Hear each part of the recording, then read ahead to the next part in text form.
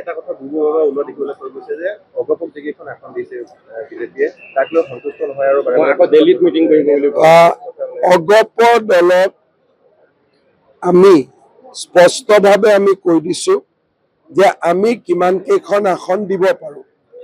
অমিত শ্বাহ ডাঙৰীয়াই তেওঁলোকক কৈছে যে যদি কিবা লাগে আপোনালোকে যুক্তি সহকাৰে মোক পঠাই দিব, আমি পাৰ্লিয়ামেণ্টাৰী বৰ্ডক এবাৰ বিবেচনা কৰি চাম। কিন্তু মই ভাবোঁ যে এটা ৰাজনৈতিক দলে নিজৰ যিটো গ্ৰাউণ্ডত পজিশ্যন, সেইটো পজিশ্যনৰ ওপৰত ভিত্তি কৰি ইলেকশ্যন উঠিব লাগে। কাৰণ আমি যদি ভুল সিদ্ধান্ত লওঁ তাৰ প্ৰত্যক্ষভাৱে লাভৱান কংগ্ৰেছ হ'ব। যিহেতু আমি NDA, বিজেপিয়ে কেইখন পালে, AGPয়ে কেইখন পালে হিচাপ কৰি লাভ নাই।